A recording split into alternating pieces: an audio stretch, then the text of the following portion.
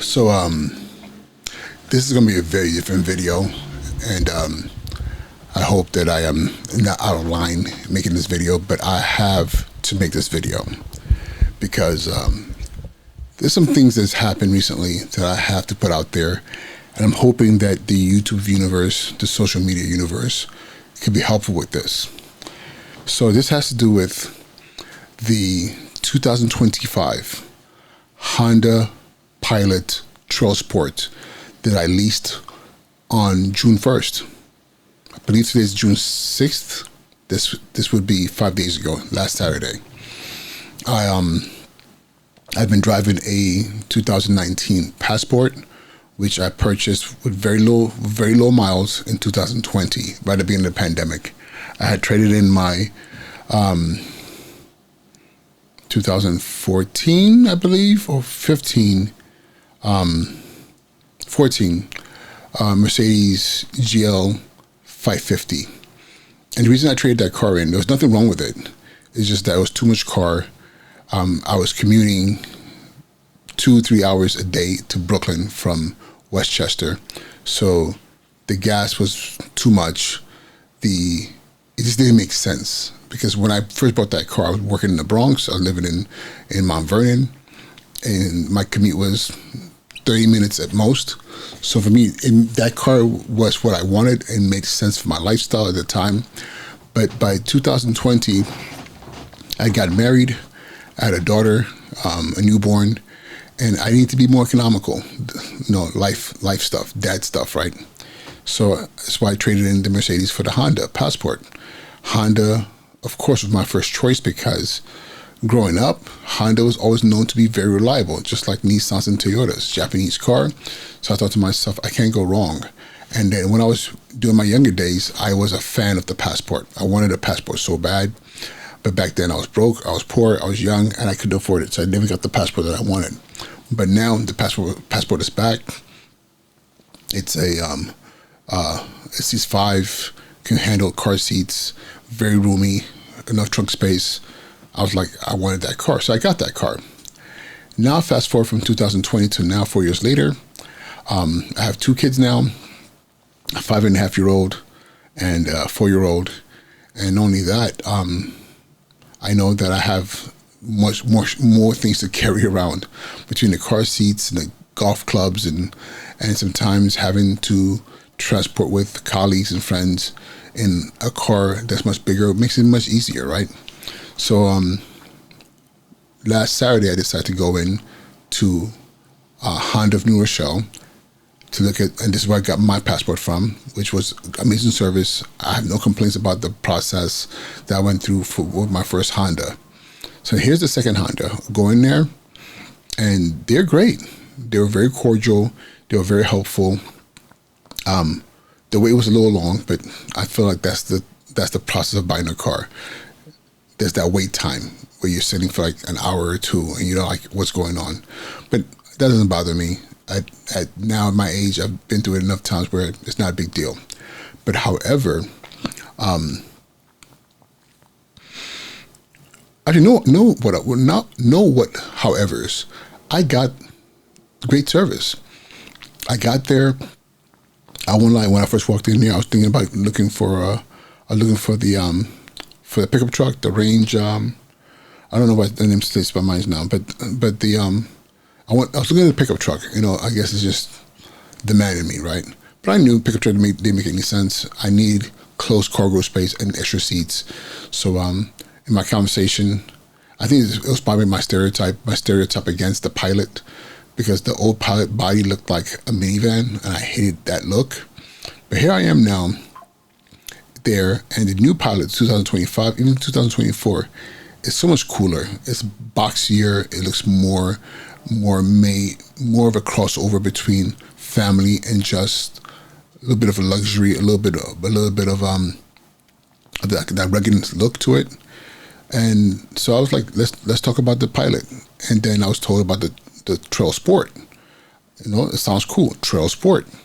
The 18-inch wheels, the off-road tires, everything about it said, yes, I can still be soccer dad, but also on my own time still look pretty cool in this truck. I mean, I'm sorry, guys and ladies. At the end of the day, we will still want to look cool in our cars, right? So they showed me 3 colors. There was that powder blue, whatever that blue is. It's not quite powder blue, but it's kind of like a deep sky blue. Then they showed me a red one, and they showed me it was like an urban gray, or silver, whatever the color was, but it's like kind of like a muddy gray, and the muddy gray was my style. I like black, white, and I don't like gray, but this looked like a nice mix of black and white. So it had kind of like urban, earthy feel to it. So I was like, that's the one. Everything about it fit my needs. Everything. I don't need navigation. I do it through my phone. The cool seats, not a big deal. I just need heated seats, because when it's wintertime, want those heated seats. Everything was perfect. This car that I looked at had only 3 miles on it. 3 miles. Awesome, right? Went through the paperwork, signed a lease, and then I drove off the lot with my new lease. I decided to lease this time, but that's for a story for another time. So this is my first lease. I've always done the financing, but now I'm doing the math. This doesn't quite make sense for my purchasing habits. So I did a lease, drove off with the car, got home. It was a Saturday afternoon. Sunday, took the family out to brunch, went to go see a property. Then that was it. Then here comes Monday. I want to low key Monday. I'm going to work, so of course everybody is going to see the new car, right? And that's just normal. That's what happens. So Monday, I get in the car. I'm driving, playing my music, enjoying this truck. But this is the longest route I've driven in this new car. The drive goes off without a hitch. Nothing out of the ordinary.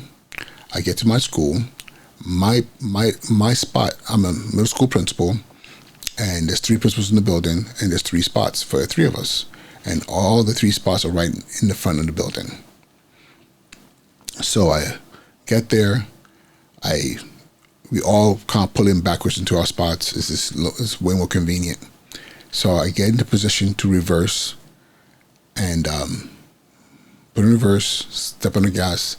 Nothing happens. Oh no, something does happen. The car's trying to move back, but it's not moving. Like literally, it's not moving. It's just not moving. And I'm thinking, what's going on here? So I'm thinking maybe I'm stupid here. Maybe I'm losing my mind. I'm looking at the gear shifts. I'm like, is it in drive? Is it in neutral? What's going on? It's in reverse. It's just not moving. Even one of my colleagues, the principal, comes over and he's like, everything good? I'm like, I don't know why the car's not moving back. So he's like, is it in park? Same thing. Then the voice in my head says, turn the car off, turn it back on again. Whatever the issue is, probably will reset itself. Turn the engine off and turn it back on. And now it's working. It reverses back to the spot. Not a problem. But of course, all Monday, mind you, now I bought the car on Saturday. Sunday, this is Monday morning. The whole Monday morning, I'm thinking to myself, what just happened? Is there something that I'm missing here? Is this a safety feature? Because it is a school. As I'm trying to park, there's people walking by nonstop, kids and everything else. Are there sensors detecting people moving around? And that's why the car doesn't move when I hit the gas. I called the dealership. I'm asking them, hey, this happened this morning. What do you think about this? And they're telling me like, well, it might be, it might not be, we don't know. And I was kind of surprised. Like, why wouldn't you know? You sell Hondas. This is a Honda dealership. You should know everything about these cars. But they couldn't tell me anything. Okay, not a problem. They said if it happens again, let us know. So I go about my day.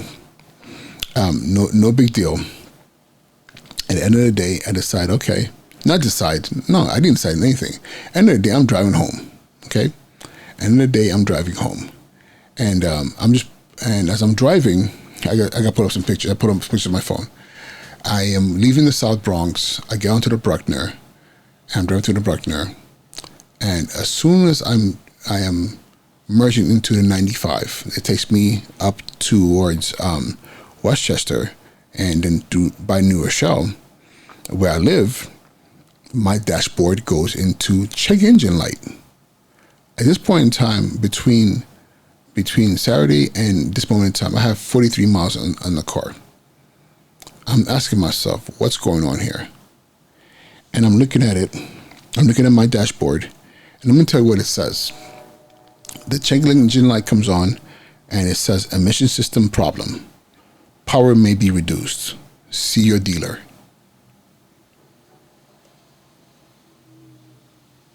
Okay. Emission system problem. First sentence. Second sentence. Power may be reduced. See your dealer. So I'm like, what's going on? I'm pushing on the gas, and it's not quite accelerating, right? So now, the next one says here, no, that's the same thing.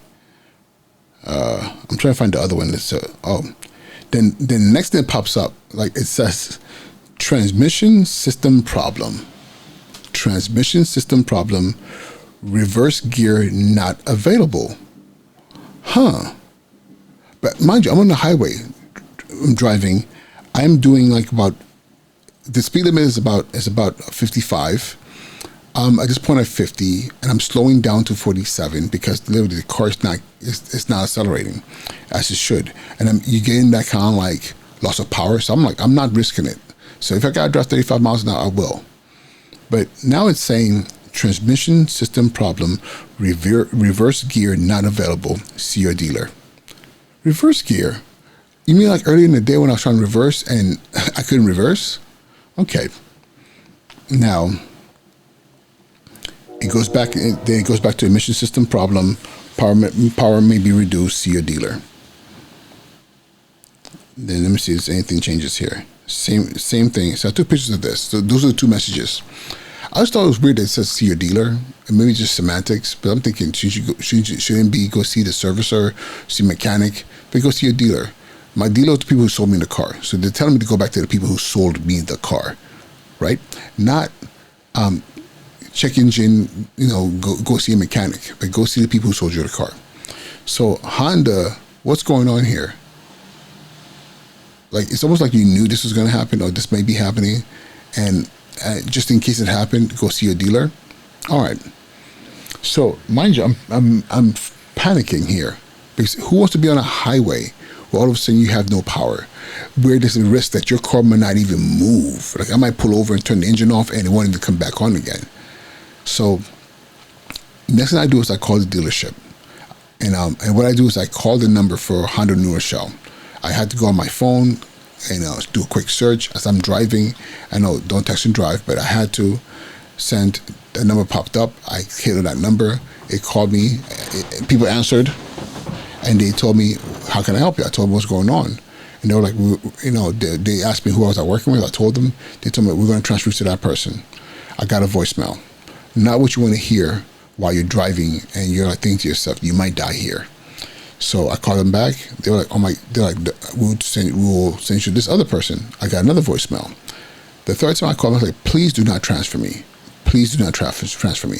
I'm on the highway. I am in fear of my life right now because I'm driving a car that's literally 2 days old with me, at this point in time, 43 miles, and it's telling me that it's transmission issues, reverse gear is not working, check engine, all these different things, right? So they were like, okay, we're going to try and connect you with somebody in person. Thank you. The person got on the phone and they asked me what's going on. I told them what's going on, and they were like, okay. They asked me all these questions. I'm like, first of all, you shouldn't be asking me all these questions. You should be asking me, how am I going to be able to make it to you? Because the last thing I want to do is be in a brand new car at the side of the highway trying to figure out what happened. So I told them, listen, I'm heading towards you guys. It was getting late because I knew it was getting closer for them closing. I did not want to not get the car to them. So I make it there with about 45 minutes before they close. I make it there and they told me to pull the car into servicing, and all of a sudden I walk in and they're like, people acting like they don't know what I'm talking about. So I had to go. So they sent me to one person first. I was like, I spoke to this person, Sanjay, And Sanjay's a good dude, cool dude. He was very cordial. But I spoke to him. He's the one who told me to pull in here. They sent me to some other guy. I'm like, no, I need to speak to Sanjay, not this other guy. This other guy, I don't want to explain to him what happened. I just was on the phone with Sanjay, explaining everything to him. So they were like, well, he's in there. So I had to walk into the showroom myself and find Sanjay. He comes with me, but he recognized me. But the thing with Sanjay is the manager who got to make sure my car is clean and ready to go on Saturday. So that's why I remembered him. So he comes out, and I'm like, okay, this was happening. So he's like, okay, let me see what I can do. So he gets somebody coming in there my brain's not working. Whatever machine you plug into the car to kind of do an assessment to see what's going on. He plugs it. The guy comes out, plugs it into the car. All these codes come up, and they tell me that one of the codes that's coming up, they don't know what the code is. So I'm like, okay. So they're telling me, listen, right now, I'm sorry, they saw the code, so they decided to take the car for a spin around probably about 5 minutes. They brought the car back, and they're like, the car seems good right now, type nonsense. I was like, listen, I have pictures. I got pictures on my phone that's telling me everything that I saw on there. And they were like, well, what we can do, you can leave the car here, and then and we'll look at it and we'll let you know what's going on. So I'm like, okay, I have no problem leaving the car, but how am I going to get home? They're like, well, we don't have loaners. I'm like, okay, but I just bought this car. I just literally leased this car 3 days ago. 3 miles on it, I drove off. Everything was fine. Now you're telling me that you don't know what's going on, and I got to figure out my own transportation. And I won't lie, that pissed me off because customer service is everything. Honda, you say that your number one priority is my safety, but I bought a car that wasn't safe. Then number two, I'm being told that I'm on my own getting about. How does that make me safe? Whether it's emotional, mentally, physically, spiritually, how does it make me safe? But not a problem. So I'm telling you this. I had a mini tantrum. I said nice and loud. You guys sold me a lemon, and then you expected me to just walk home. But I was hoping I was saying it loud enough so that other customers that can hear. Because I'm sorry, that's not appropriate. That's not proper. You have to be accountable to your own product. I understand the game is when you sign on paper, you're responsible. But no, I'm responsible for the wear and tear I put on the car. I'm responsible for any damage I make to the car. What happens in the factory is not my responsibility. Your flaws in design is not my responsibility. That is your responsibility. So eventually, I did tell one of the people. I don't know whether he sent this out. I said very clearly, on TikTok, I have 120,000 followers. I'm on social media. I don't have a huge following, but I know that somebody in my 47,000 followers on Facebook, or my 4,000 on YouTube, or my 120K on TikTok, somebody's going to like my video and is going to spread it.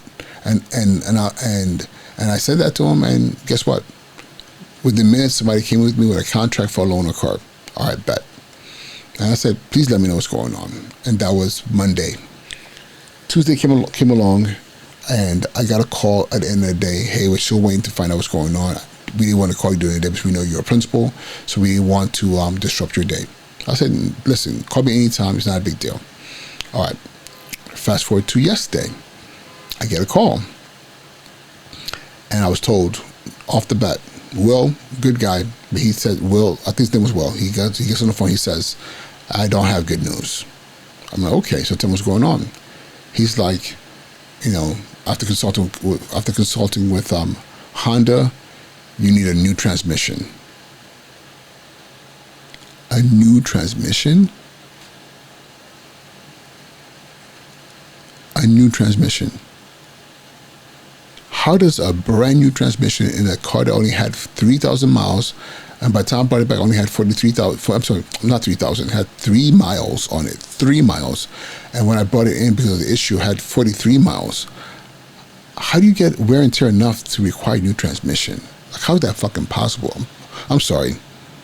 Pardon my language. I'm going to try to beep that out. How is that freaking possible?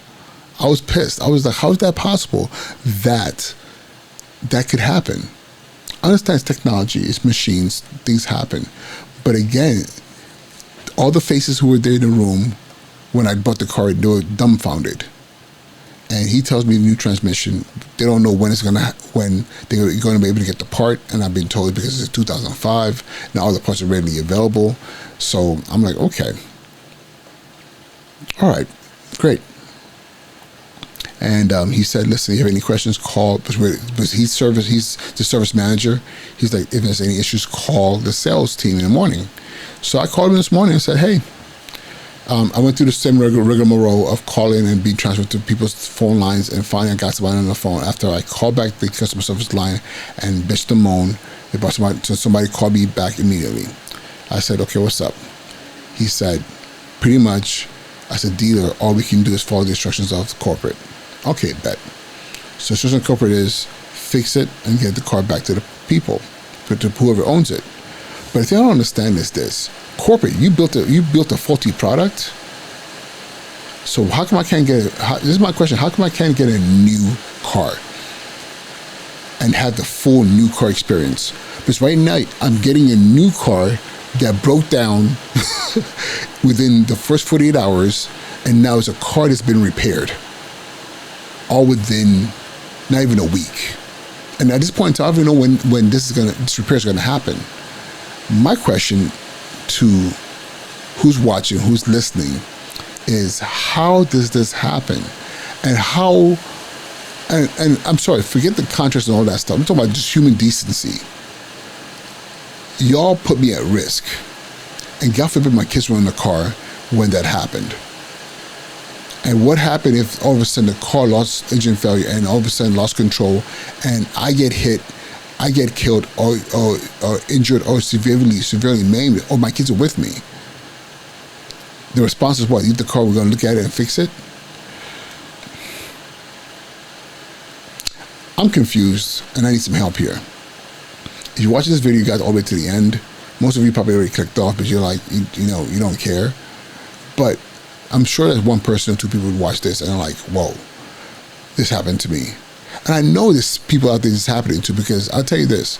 Once I shared the story with two of my friends, they told me, whoa, same thing with my car, but it's a different situation.